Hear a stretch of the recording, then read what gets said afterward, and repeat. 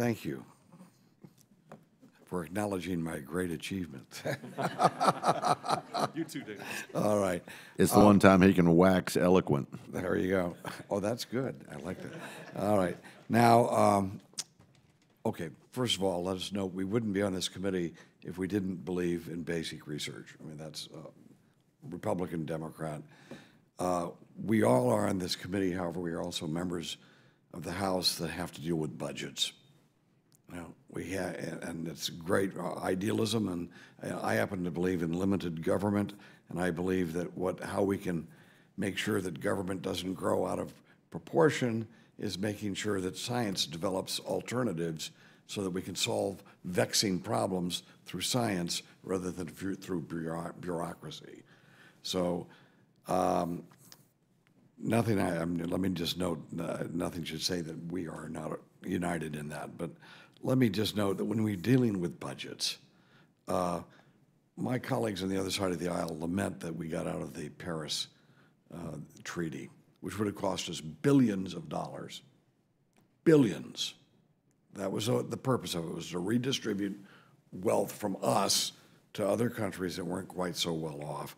Now, whether we like that or not, the fact is that means those billions wouldn't be available for us, for scientific research. And so when we're talking about this, let's keep that in perspective, that there are other things that if people are complaining about trying to have to deal with budgets across the board, which we try to do, that you can't ask for billions more to be spent on the Paris Treaty, and that's and expect to have full funding for these projects. Let me ask, how do we get more money in from this? We confronted this with the space program about 2 decades ago when I was very involved on this committee on that, and we figured we couldn't put more money in and balance the budget in terms of the space program. And I'm very proud that I worked on the Commercial Space Act, and with that Space Act, we laid the foundation for billions of dollars of private sector involvement in space. And that was the new resource that we had coming in. And is there some way that, number one, we can get the private sector, for example, right now, these studies that you do and the information that you come forward with, the new materials that you're talking about that play such a vital role in progress, companies actually utilize this to build products that help our lives, but they also make a big profit in making those products. Do we have now a situation where those companies that are profiting by using your direct research in some way are paying a payback to the federal government or to our science community? The short answer is yes, they are, but not as much as they might.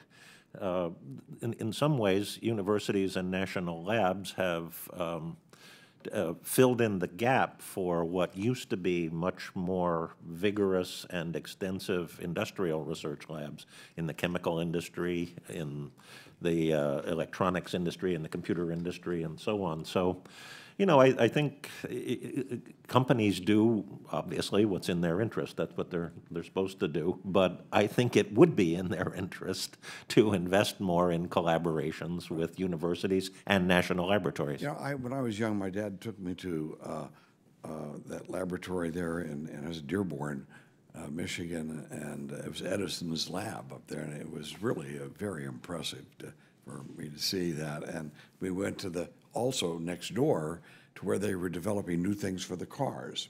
That was private funding. And I think Edison's was privately funded as well, come to think of it. We have to make sure that we do not encourage our industry to continue to be subsidized like this. If there is a way that someone is using the research, should we not try to make further demands on people? If they're going to make a profit from what you're researching, shouldn't they be paying more then for the use of that, and instead of having the taxpayers having this as a hidden subsidy? Well, I think, you know, it's a complicated situation. I don't I don't think, at least I couldn't tell you what the right formula would be there. I would just express an overall hope that there would be more collaboration. Well, if we do it for free, we can't blame the companies for taking it free. And we have a patent system in our country. Couldn't we then, is there a way that we could expand the protection of the patents so that materials that is developed in the public sector or even in the private sector, but mainly what you're doing with public money, that has to be repaid to the owner of the patent would be the government in that case? Well, generally speaking, at universities or at national labs, the owner of the patent is the university or the national laboratory, and then licensing fees are paid. And Argonne gets millions of dollars a year in licensing fees. So that kind of thing is happening. Okay. And, I think it's a matter of developing a good system and figuring out if the balance is right there. Well, let's see if we can do that. That's an avenue. We shouldn't just looking at scientific basic research as simply it's going to be part of the federal bureaucratic programs that we must. Let's see if we can make things more efficient by making sure that the people in the private sector who profit from what you're doing are maybe paying a little higher share, but also that will encourage them to be doing research as well. So with that, thank you very much for all the good work you're doing, and I certainly wish you success in coming up with a material that's going to make us cool in the summer and warm in the winter. That's great. Thank you very much.